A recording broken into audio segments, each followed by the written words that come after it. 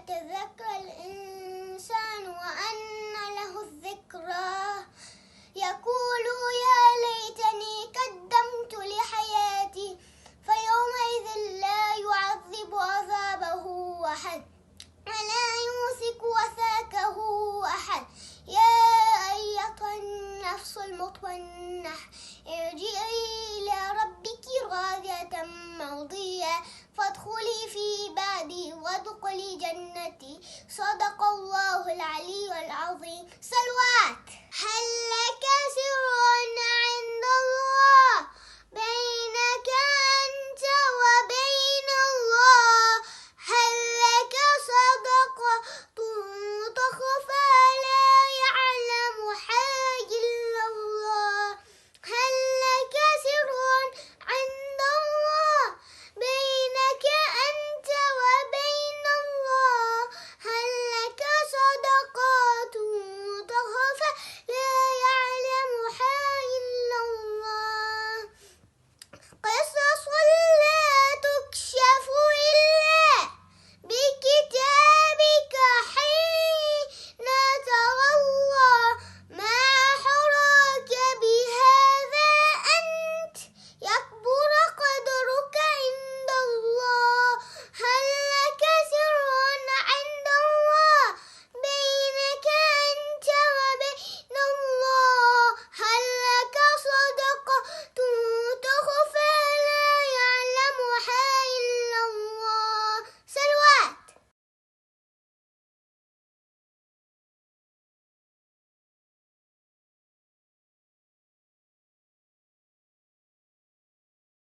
بسم اللہ الرحمن الرحیم. حاضرین محفل السلام علیکم. آپ کو ولادت شیر خدا امیر المومنین حضرت علی ابن ابو طالب مبارک ہو. ایک ربائی باب الحوائج شہزادے علی اصغر علیہ السلام سے اپنا آغاز کرتا ہوں. توجہ چاہوں گا. ساری دنیا مانگتی ہے حوصلہ عباس سے ساری دنیا مانگتی ہے حوصلہ عباس سے سورما بھی کاپتے ہیں باوفا عباس سے فوج باطل کو رلا کر کہہ رہا تھا بے زباں فوج باطل کو رلا کر کہہ رہا تھا بے زباں مسکرانا میں نے سیکھا ہے چچا عباس سے. مولا کی محفل ہے جشن کا ماحول ہے. کچھ اشعار جشن کے حوالے سے. علی کا عشق مخدر سوار دیتا ہے علی کا عشق مخدر سوار دیتا ہے علی کا بغض چہرے بگاڑ دیتا ہے. تو اس کے ذکر کو ادنا سمجھ رہا ہے لعین جو ایک ہاتھ سے خیبر اخاڑ دیتا ہے. مصرع پھر سے پڑھتا ہوں. توجہات کا طالب ہو. علی کا عشق مخدر سوار دیتا ہے علی کا عشق مخدر سوار دیتا ہے علی کا بغض چہرے بگاڑ دیتا ہے. تو اس کے ذکر کو ادنا سمجھ رہا ہے لعین جو ایک ہاتھ سے خیبر اخاڑ دیتا ہے. یہ خطا علی کی شان میں. علی کے نام سے طوفان بھی خوف کھاتے ہیں علی کے نام سے طوفان بھی خوف کھاتے ہیں جنہیں یقین نہیں وہ ڈوب جاتے ہیں. فرشتے خبر میں کچھ اور پوچھیں یا نہیں فرشتے خبر میں کچھ اور پوچھیں یا نہیں زباں پہ نام علی سن کے لوٹ جاتے ہیں. ایک ربائی مولا کی شان میں پیش کرتا ہوں. لہذا فرمائیں. خلیل اللہ خوش ہیں حسرتیں سو بار ہستی ہیں خلیل اللہ خوش ہیں حسرتیں سو بار ہستی ہیں ثمر کو دیکھ کے خود محنتیں معمار ہستی ہیں. تو نبی اور خانہ کعبہ کی ایک جیسی ہے تو نبی اور خانہ کعبہ کی خوشیاں ایک جیسی ہیں. ادھر سرکار ہنستے ہیں ادھر دیوار ہستی ہے ادھر سرکار ہنستے ہیں ادھر دیوار ہستی ہے. مصرع پھر سے پڑھتا ہوں. خلیل اللہ خوش ہیں حسرتیں سو بار ہستی ہیں ثمر کو دیکھ کے خود محنتیں معمار ہستی ہیں. تو نبی اور خانہ کعبہ کی خوشیاں ایک جیسی ہیں تو نبی اور خانہ کعبہ کی خوشیاں ایک جیسی ہیں. ادھر سرکار ہنستے ہیں ادھر دیوار ہستی ہے. کچھ اشعار حیدر کرار کے شعر مولا غازی عباس علمدار کے شان میں پیش کرتا ہوں، ملاحظہ فرمائیں۔ آتش کا نہرواں کعبہ بنا گئے عباس، آتش کا نہرواں کعبہ بنا گئے عباس، اور غلاف صبر سے اس کو سجا گئے عباس۔ خیال آیا کہ پکاروں علی کو مشکل میں، خیال آیا کہ پکاروں علی کو مشکل میں، خیال آنے سے پہلے آ گئے عباس۔ مصرع پھر سے پڑھتا ہوں، توجہات کا طالب ہو۔ آتش کا نہرواں کعبہ بنا گئے عباس، اور غلاف صبر سے اس کو سجا گئے عباس۔ خیال آیا کہ پکاروں علی کو مشکل میں، خیال آیا کہ پکاروں علی کو مشکل میں، خیال آنے سے پہلے ہی آ گئے عباس۔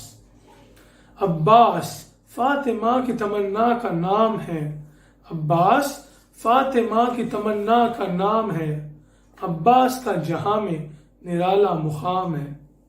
12 امام مذہب اسلام میں ہوئے، 12 امام مذہب اسلام میں ہوئے، یہ مذہب وفا کا اکیلا امام ہے۔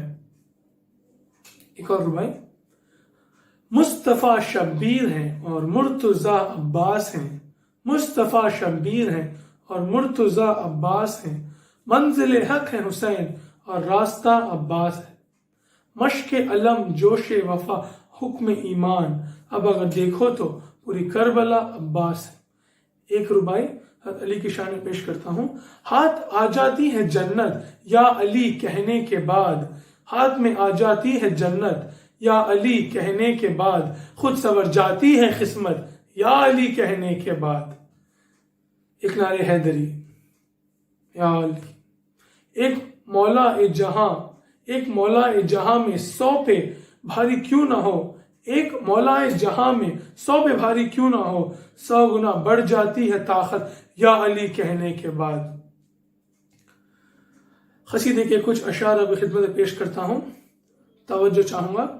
حیدر حیدر علی علی اور مولا مولا بولے گا، حیدر حیدر علی علی اور مولا مولا بولے گا، عشق علی میں پاک لہو کا خطرہ خطرہ بولے گا۔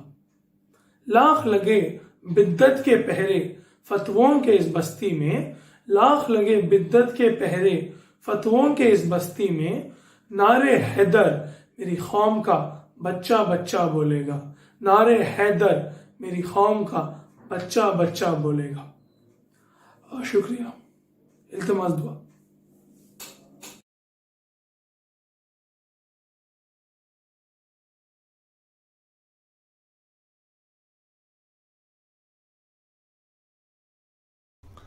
أعوذ بالله من الشيطان الرجيم بسم الله الرحمن الرحيم الحمد لله الذي لا يبلغ مدحته القائلون ولا يحصي نعماءه العادون ولا يؤدي حقه المجتهدون الذي لا يدركه بعد الحمم ولا يناله غوص الفطن، ثم الصلاة والسلام على أشرف الأنبياء والمرسلين حبيب قلوبنا وطبيب نفوسنا والشفيع ذنوبنا سيدنا ومولانا أبي القاسم محمد، اللهم صل على محمد وآل محمد وعجل فرجهم وأهل بيته الطيبين الطاهرين المعصومين المظلومين، لا سيما بقية الله في الأرضين صاحب العصر والزمان خليفة الرحمن إمام الإنس والجان، ولعن الله أعداهم أجمعين إلى يوم الدين. أما بعد، السلام عليكم ورحمة الله وبركاته.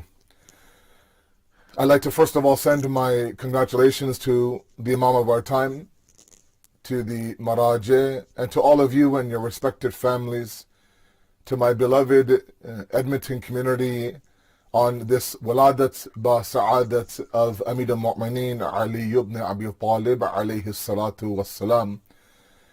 May Allah subhanahu wa ta'ala inspire us to not only admire this man but follow him, not only become a muhib of Ali but a Shia of Ali, inshallah.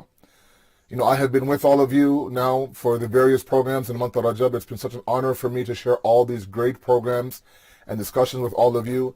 And I am so thankful, not only to the, to the board and to Zahir Bahai and everybody else there in the Jamaat, but really to the community members, the AV team, those who are working effortlessly around the clock to make sure these programs are brought to you in the best professional fashion possible.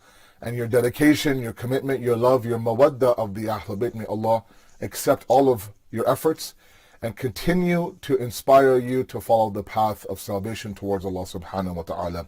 This is a grand celebration for us, and it is a shame that we live in a very difficult era, and a lot of us have COVID fatigue, and we're approaching a year now that we've been dealing with this pandemic, and we've gone through, as a Shia nation, we've gone through the month of Ramadan and our Muharram and Safar, and now we're about to approach again the month of Ramadan in a virtual format. It seems as if not sure again how things are in Alberta, but here in Ontario, things are slowly getting better. The numbers are going down, of course, but we're nowhere near where in any shape or form in terms of normalcy. And so, it's been a tiring, it's been a test, it's been a difficult year for a lot of us, especially when it comes to our centers and our programs.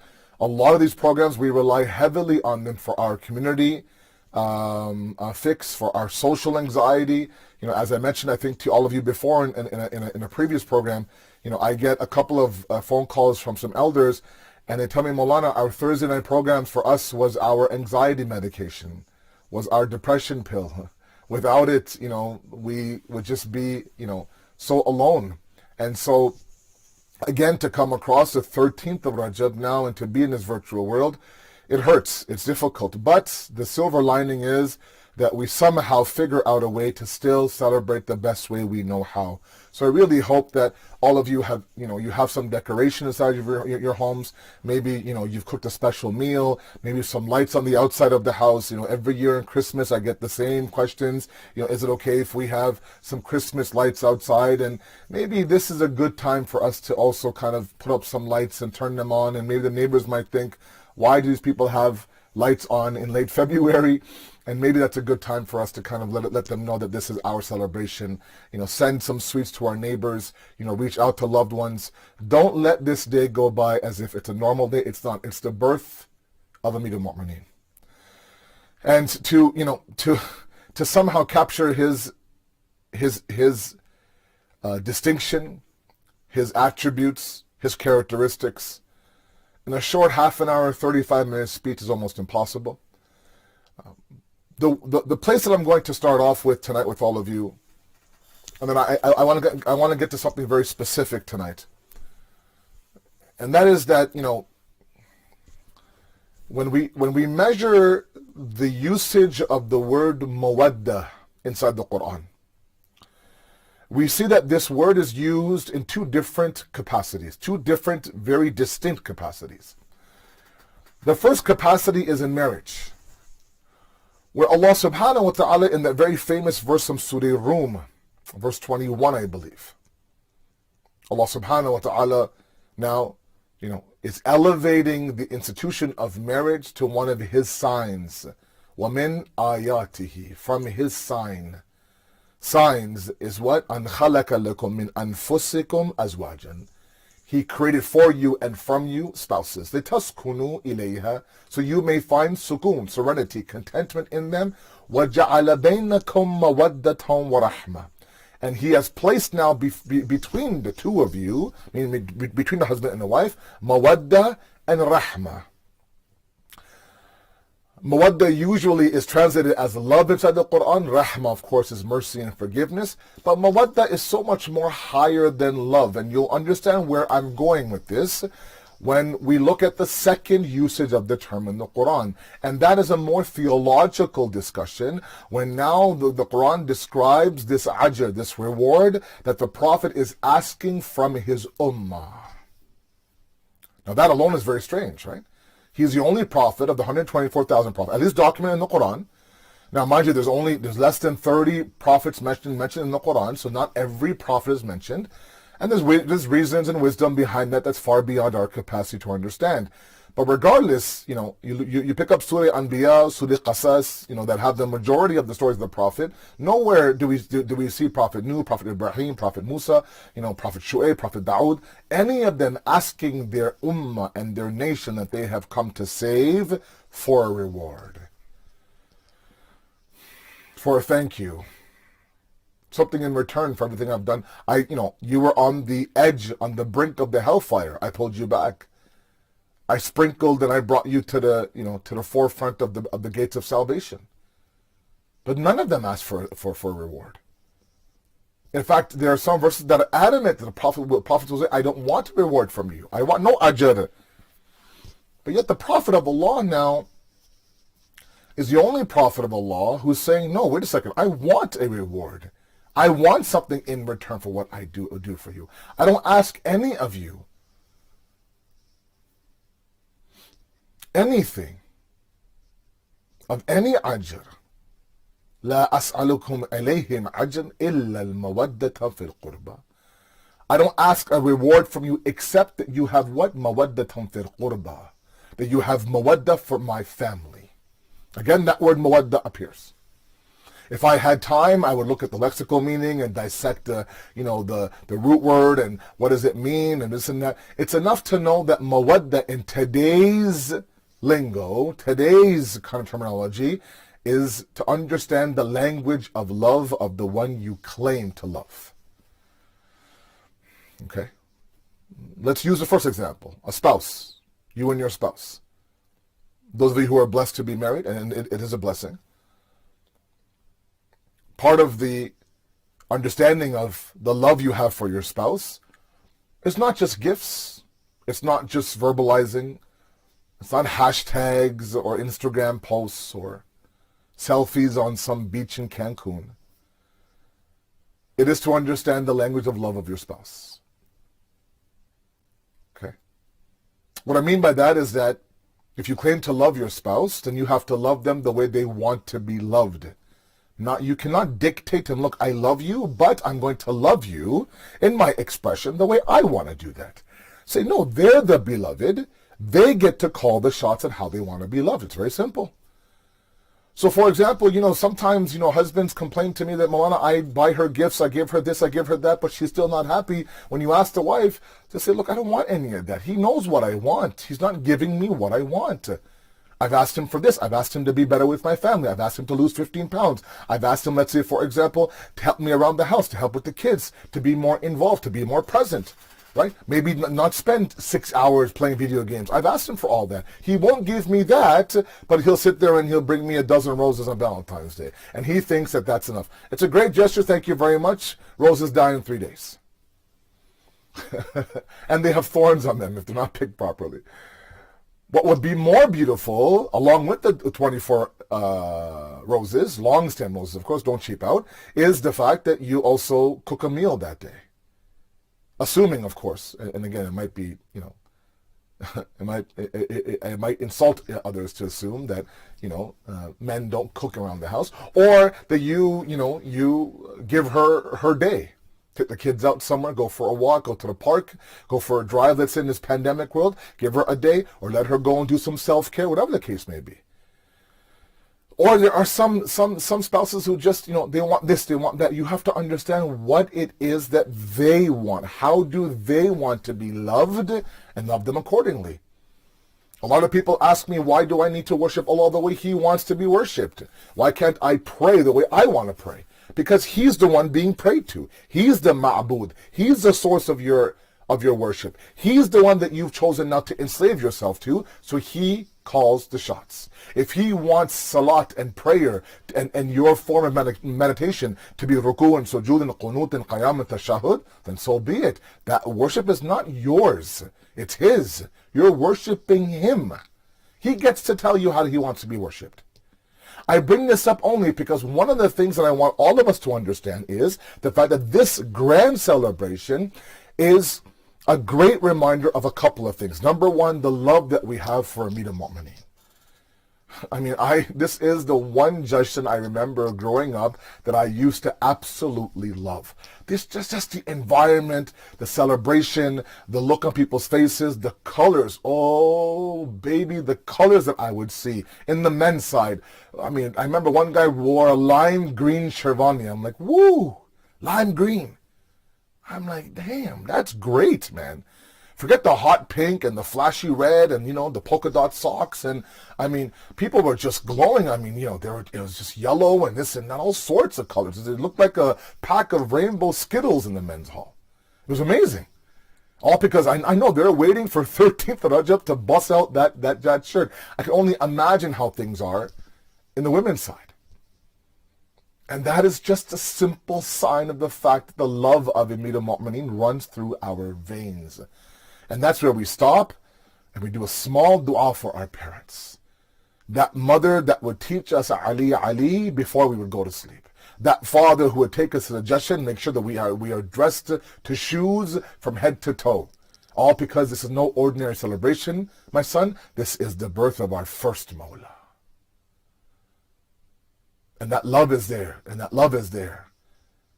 But the second portion of this jashan that's a little bit more bitter to swallow, and I hate to be that guy who ruins a grand celebration with talks of accountability, but the question is not how much I love Imam Ali. The question is not how happy we are to celebrate this jashan. The question is, what does Ali want from our love? How does Imam Ali want to be loved? What's Imam Ali's language of love?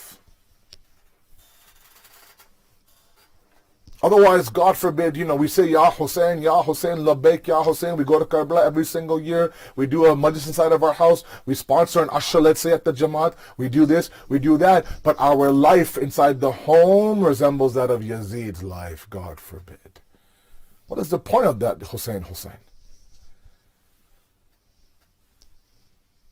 We praise Imam Ali, we recite all sorts of qasidas, we sit there and we wear the abba and we sit there in front of a camera, we deliver a message for the Edmonton Jamaat on the 30th of Rajab, but your life, the one who sits on the member now, doesn't resemble the life of Imam Ali. I'm talking to myself up here. How is it that Imam Ali wants to be loved? There are people who celebrate. It's on YouTube. You can check it out. There are people who celebrate this jashan on the grandest of scales. Oh my goodness. To the point where somebody sent me a video and I saw it, and these are people who would take their celebration out to the streets. Okay? So naturally, like, in an Islamic country, perhaps like India, Pakistan, I forget the place where it was at, but it was in the streets, outside in the neighborhood, fireworks, music blasting. And these guys would hire dancers. They would make a circle. In the middle were dancers. And they would watch these people dance. Okay? Music blasting, fireworks going on, all dressed in their lime green and hot pink and tie-dye colors. Saying, Ya Ali, another Hedri here randomly, an Ali over here. Right? Giving out candies and just a lot of, maybe some confetti, right? Music blasting, women and men are, in one area, no sense of hijab or mahram or non-mahram. Is that love for Imam Ali? Oh yeah, that's love, man. Woo, that's love. I mean, if you can sit there and tell me they don't love Imam Ali, they do, absolutely. But would Imam Ali even attend a function like that? In his name, his celebration, his love. That's the bitter question I have for all of you tonight. I've asked a lot of you in various marriage seminars. I always make this one request to all of my couples who are about to get married, and any of you in the Edmonton community who are listening to me, who are on the verge of now, Rajab Shaban usually is wedding season, right? Especially in the Khoja community. That's where all the nikahs come about, right? So I want any of you out there who are planning your wedding, I want you to do me a favor. When you are writing out the invitations, and you write down Mr. and Mrs. Asad Jafri on the invitation, make the very first invitation, write down Imam Zamana on that. Put it aside. You have the full invitation of the wedding, of all your 41 programs that you're about to have in your wedding, and all 41 of them, you are inviting the Imam of your time. Ask yourself, if I give this card to Imam Zamana, will he attend my wedding? There are people, Baba, who give me their wedding invitation. Can you imagine? They put it in my hand. They say, Maulana, I know. They say in Urdu, Mujhe malum hai ki aap to khair nahi aayenge. Kyun nahi aunga, bhai? Why wouldn't I come? You won't come. Why wouldn't I come? Nahi, asal mein music bhi hai, aisa jo hai. Oh, okay. You're telling me flat out there's music and there's a dance floor and it's mixed and there's no partition and this and that. But I thought I should give you an invitation akhlaqan anyways. I said, Baba, so you can reuse this for somebody else, please. It's okay. You have my du'as, inshallah. If that's the case for someone like me, and if the answer is that I know that the Imam won't come to my wedding, then maybe that's a moment to stop and think. Do I want to start off this beautiful next portion of my life on this path or not? Same idea. Ask yourself, the love I have for Ali is not in question. The question is, how does he want to be loved by me?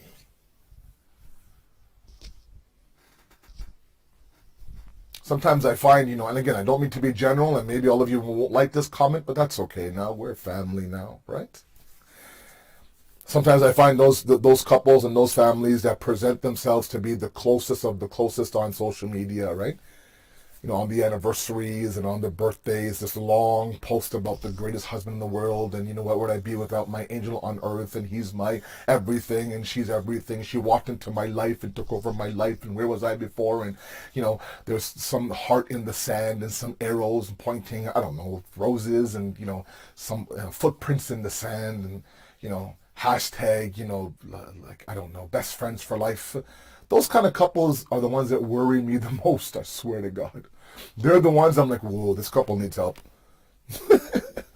This couple needs help. You'd be surprised how many people post that kind of stuff on social media when they're at the lowest of their low. We've mastered the front, right? We've mastered the idea of now pretending like I had the white picket fence and I have the greatest life in the world, when really in the heart of my hearts, I don't. So sometimes I find those who are the loudest when it comes to Ali are the ones who really need a good injection of, what do you think Imam Ali wants from you? What do I think Imam Ali wants from me? And that brings me to what I want to do tonight. And I don't think there's a better way for us to pay tribute to this amazing man. Again, his fada'il, his distinction, his birth, everything is monumental, historic. Can't be repeated. The enemies couldn't deny the greatness of Imam Ali.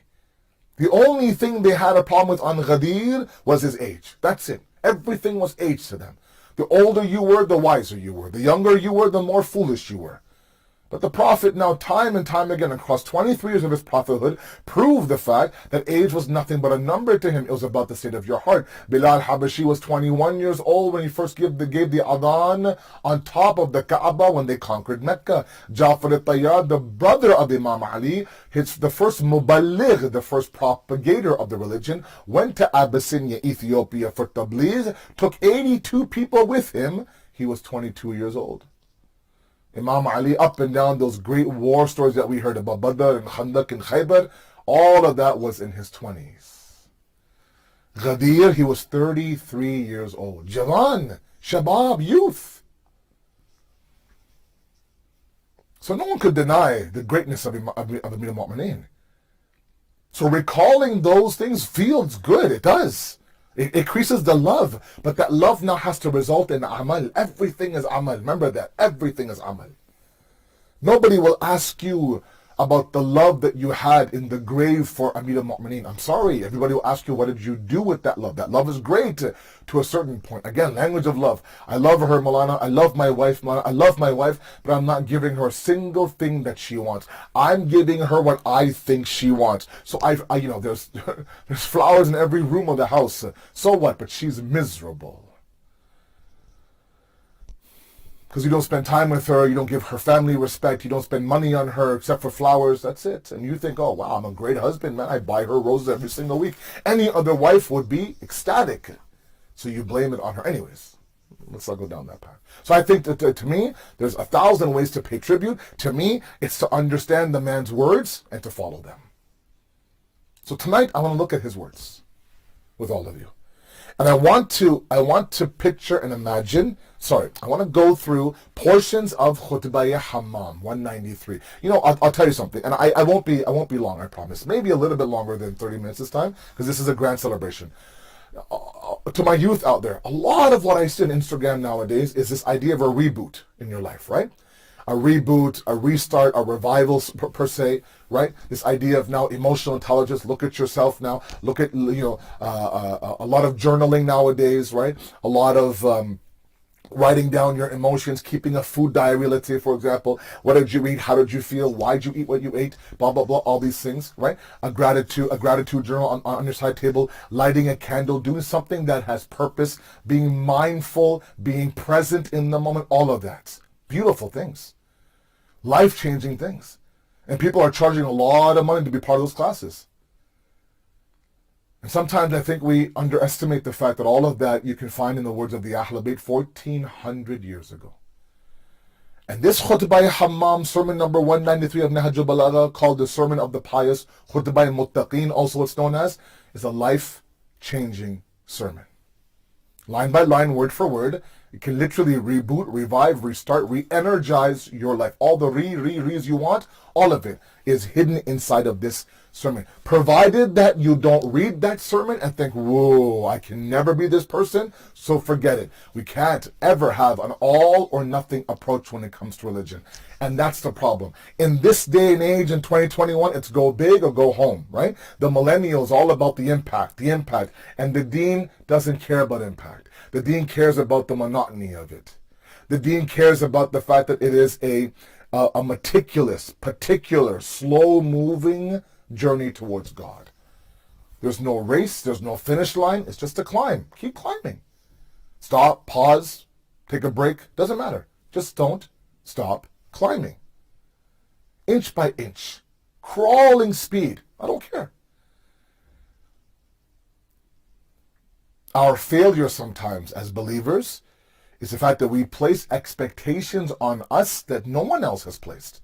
God hasn't, the prophets haven't, Imam Zamana hasn't. We've done it. We've sabotaged and preemptively attacked our own spiritual journey, thinking, you know what, because I know I can never be that way, I won't even start. So I'm comfortable in my bare minimum and my complacent religion. I am.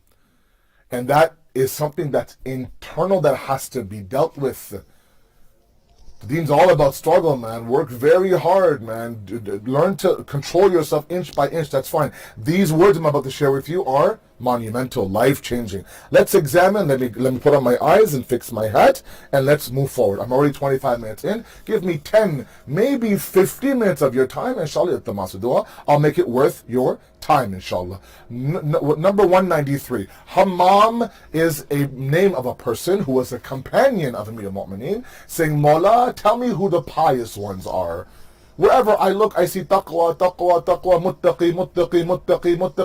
Bil akhir, who are these muttaqin? Who are the pious ones? How do I know if I'm pious? How do I even recognize what piety is? And then Imam Ali goes through a number of pages describing very meticulously who the pious ones are. I just want to share a few excerpts as a litmus test for myself up here. I always say this to myself. I'm talking to myself. Literally, there's not a single person in this room right now. I'm talking to myself. All of you are simply what? Overhearing my conversation. How dare you?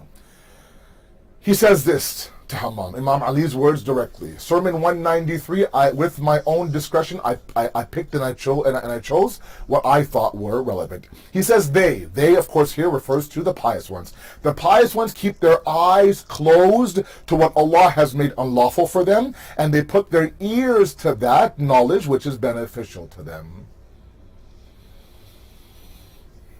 Okay? We sometimes think that I'm older now, in my 30s and my 40s, I can watch the trash on these streaming devices. I can watch these shows that I have no business watching. I can watch these shows that have disgusting scenes and horrible language and think, you know what, I'm a grown person. It doesn't have an effect on me. I'm okay. And little do we know, if we watch enough of it, it actually now seeps into our character. Oh, come on. So you want me to watch Sesame Street? Oh, no, I'm not saying to watch Sesame Street all day. But I'm saying don't be naive to think that what your eyes look at, what your ears hear, don't affect the spirit. Okay? In one of our programs in Rajab, I talked about the external, internal movement, mind, body, and spirit. What the body experiences hits the spirit sometimes directly. And the eyes and the ears are the windows and the bridges back to the soul. So here he's saying, look, the muttaqi, the pious ones, control their eyes, especially my men. Right? These disgusting visions and the ways that we look, sometimes the way that we look at the other individual makes them feel uncomfortable simply by their eyes. And the eyes have that power. That's why the man is asked, protect your eyes. Watch your glances and your gazes. Watch how you are, sitting there and creepy stares at a person. That makes a person feel uncomfortable. You haven't said a word to them, but they won't even sit in the same room as you. And be careful of what you put in your ears. Look, I'll give you a very simple example. You're in your car, you're driving through a construction site. There's smoke and there's dirt everywhere. They're just sitting drilling and constructing and breaking down walls, and you drive through that dirt, and there's small little holes inside every single one of your windows. The front windshield has a small hole. The windows and the back all have very, very small holes. As you drive through that construction site, the windows are up, but those small holes attract the dirt inside. And now inside, what was once a very clean car now becomes a little bit filthy. If you drive through that site every single day without cleaning your car will eventually become filthy. But Malana, I had my windows up. You did. But you didn't understand the power of the hole. We have holes in our body. Our eyes are holes. Our ears are holes. Our mouth are holes. We walk through the dirt of this society, even though how clean we are and how cautious we are, it's still bound to affect the insides. They keep their eyes closed to what Allah has made unlawful for them, and they put their ears to that knowledge which is beneficial to them. They, the muttaqin, the pious ones, remain in the time of hardship as though they remain in comfort. Allahu Akbar. They remain in the time of hardship as though they remain in comfort. There are some people that you know that right now they're going through the toughest tragedy of their life, but oh man, they're calm, collected. They're put together. They're not shattering, at least on the outside. And a mu'min and a believer is one. No matter what the state of the inside is, the outside is always someone who's happy, shad, put together, in control. Not miserable, bags under your eyes, haven't washed your face, haven't applied anything. You look like, you've been battered and bruised. It's not what a mu'min does. We all have our hardships. It's how you present yourself outside. The greatness of the Creator is seated in their hearts, and so everything else appears small to them. Everything else appears small to them. The pious ones are the ones who always rise to the roof of the building and look at everything in one shot. I ask all of you, and there are some of you right now who are going through a very difficult time in your life, and you're stuck on the nitty-gritty details, the juziyat, as they say in Farsi, those small little minor details. Yeah, but he said this, she said this, what about how she texted that, what about this email, what about that look, what does she mean by this word, what did he mean? All those are small things. Do me a favor, grab some wings, or, I don't mean chicken wings. I mean, grab some wings and fly a little bit and look at the overall. And remind yourself what the purpose of this world is and this life is, and travel at that level sometimes. The greatness of the Creator is seated in their heart, he says. And so everything else seems small. I'm not saying don't be affected. Sometimes these things affect your mental health. Absolutely. There's squabbles and there's arguments and there's flat out fights with spouses and children and siblings and cousins and all the time. It happens all the time. It's okay. It's okay. We'll all be okay afterwards, provided we always keep a rooftop view of things. Thus to them, to who? To the pious ones. Paradise is as though they see it. And to them, hell is also as if they see it. Sometimes we think, oh, in my grave, there's already water in there, there's serpents in there, there's God knows what else is there, there's fire in there. No, Baba, your grave is an empty box. The 6 feet under is nothing but empty dirt. You actually now will fill your coffin with whatever you bring from this world. If you bring paradise from this world, then that coffin will be paradise. If you bring the hellfire from this world into your grave will be the hellfire. You are the one now that does what? You are the one that furnishes your grave. You're buying that new home of yours in that grave is unfurnished. It's completely bare. Whatever you bring, whatever coffee table you bring, whatever sofa you bring, whatever appliances you bring, whatever bedroom suite you bring, that's what's going to be in your grave. He says that thus to them paradise in this world is as though they see it. They see paradise in this world. In this miserable, perishing world, they see paradise. It's possible. Or they see the hellfire. My last paragraph, Iltamasadua. You've been very patient with me as usual. Good alone is expected from them. Good alone is expected from them. Evil from them is not to be feared.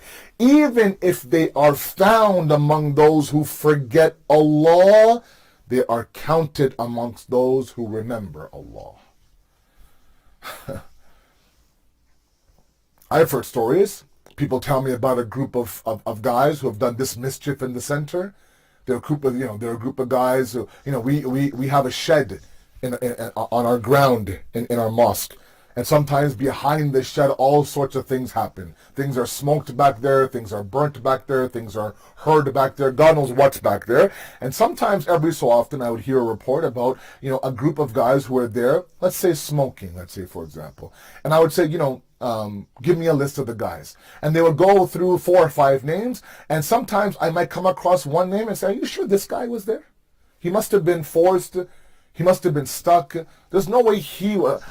I could not allow myself to accept the fact that person A would do this evil act. That means that person A has worked very hard to create a beautiful reputation for themselves. Let your reputation speak for yourself. Right? Good alone is expected from them. When they do something good, oh, it's okay. It's that person. Of course they did.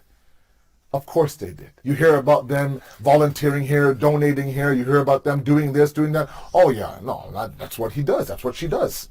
She's an angel on earth. If a person who is, who's not, who you're not accustomed to this, then does, oh wow, that's shocking. Evil from them is not to be feared. Even if they are found among those who forget Allah, they're remembered as those who remembered Allah. They forgive them who is unjust to them, and they give to them who deprive them. They behave well with the one who behaves ill with them. These are difficult things to accomplish. I agree. Not easy. That's why piety has such a high level. The muttaqi are the ones who will be the dwellers in the heavens. To forgive somebody who's wronged you is very hard. To do well with those who have wronged you is very hard.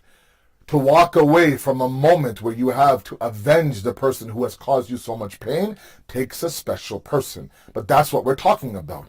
We're talking about people of distinction. The very first line in this sermon, when he describes a pious one, he says, these are people, the pious ones, hum ahlul fada'il. They are people of distinction. They're not like everybody else.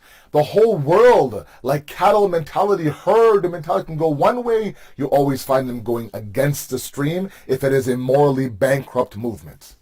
You'll never find them, and you'll never find them, with the herd going down the path of destruction. Even if they're standalone, they are there by themselves.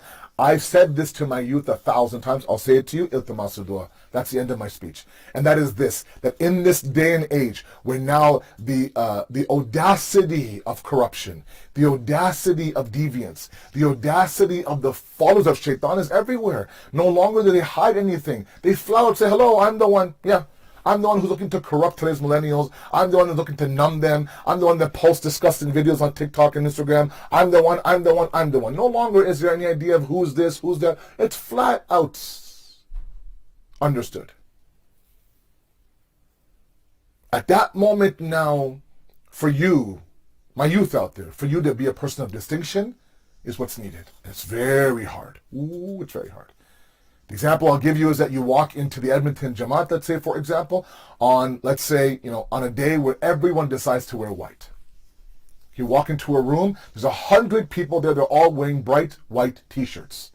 Every single one of them is wearing a bright white t-shirt. You walk in with a fluorescent yellow t-shirt. And you sit right in the middle. All eyes will be on you, all eyes will be on you. And you have to be okay with that. You have to be okay with standing out. You have to be okay with going against the grain. You have to be okay with being distinct. Not ostracized, not alone, not separated, distinct. If the muttaqi is one, the muttaqi is distinct. The view of others on the pious one is always different when they view everybody else compared to that one pious one.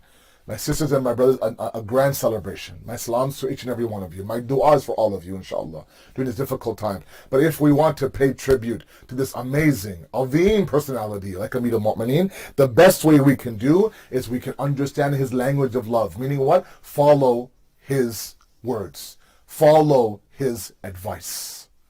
He's left behind treasures in the form of letters and sermons and sayings. Just pick up a few words, learn to apply it, and the rest, inshallah, will be there. وَالَّذِينَ جَاهِدُوا فِينَا لِنَهْدِيَنَّهُمْ سُبُلَنَا. Allah says, you struggle in our path, you strive in our path, I will open up the doors for you.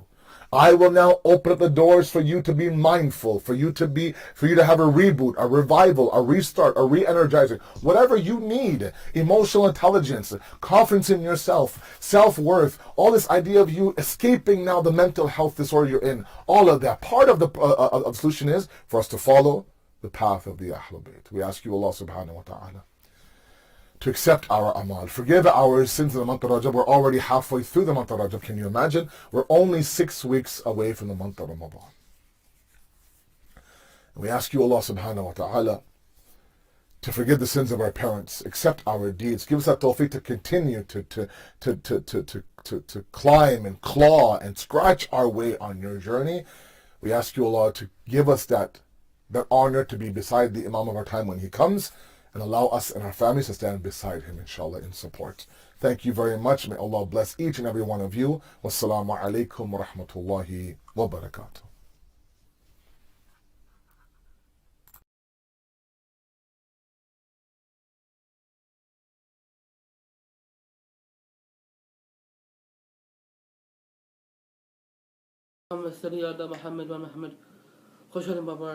Everyone. His stories relieve minds in confusion. Minds cannot incapacitate him, can't vision. Ali is more than just but a spectre. He is the thirst of his own love to ponder. He is the mirror of his own mirror, the opener door since Khaybar. I knew him since my eyes first speak. I spoke him since I knew how to speak. His tears are embarrassed to slow down his cheek. He is eloquence, not just a speaker. His virtues leave in life's spirit restless. 63 years knew he was endless.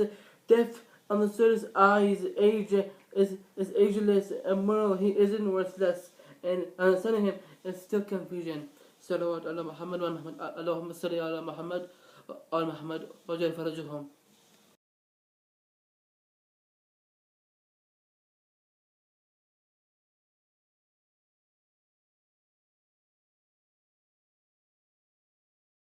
بسم الله الرحمن الرحيم أمن يجيب المضطر إذا دعاه ويكشف السوء أمن يجيب المضطر إذا دعاه ويكشف السوء أمن يجيب المضطر إذا دعاه ويكشف السوء أمن يجيب المضطر إذا دعاه ويكشف السوء أمن يجيب المضطر إذا دعاه ويكشف السوء يا الله يا الله يا الله يا الله يا من لا يقال لغيره يا الله اللهم من علينا برضاك اللهم فك رقابنا من النار اللهم شافي كل مريض خصوصا من دعونا لهم اللهم ألبسهم ثوب الصحة والعافية يا من اسمه دواء وذكره شفاء اللهم كن لوليك الحجة بن الحسن صلواتك عليه وعلى آبائه في هذه الساعة وفي كل ساعة وليا وحافظا وقائدا وناصرا ودليلا وعينا حتى تسكنه أرضك طوعا وتمتعه فيها طويلا السلام عليك يا رسول الله السلام عليك يا أمير المؤمنين السلام عليك يا فاطمة الزهراء السلام عليك يا حسن المجتبى السلام عليكم أئمة البقي علي بن الحسين زين العابدين ومحمد بن علي الباقر وجعفر بن محمد الصادق ورحمة الله وبركاته السلام عليك يا أبا عبد الله وعلى الأرواح التي حلت بفنائك عليك مني سلام الله أبدا ما بقيت وبقي الليل والنهار ولا جعله الله آخر اللهد مني لزيارتكم السلام على الحسين وعلى علي بن الحسين وعلى أولاد الحسين وعلى أصحاب الحسين خصوصا سيدي ومولاي أبي الفضل العباس وأختيك زينب وأم كلثوم وبنتك سكينة وعلى ابن عمك مسلم بن عقيل السلام عليك يا موسى الكاظم ومحمد التقي وعلي الهادي والحسن العسكري ورحمة الله وبركاته السلام عليك يا غريب الغرباء معين الضعفاء والفقراء الشمس الشموس وأنيس النفوس أيها المدفون بأرض توس السلام عليك يا سلطان أبا الحسن مولانا علي بن موسى الرضا كن شفيعنا وشفيع والدينا في يوم الجزاء السلام على أختك فاطمة المعصومة ورحمة الله وبركاته صلى الله عليك ابن الزهراء يا صاحب الزمان سيدي الأمان الأمان الأمان من فتنة الزمان. السلام عليك يا شريك القرآن، السلام عليك يا إمامنا وإمام الإنس والجان. عجل الله لك ما وعدك من النصر وظهور الأمر.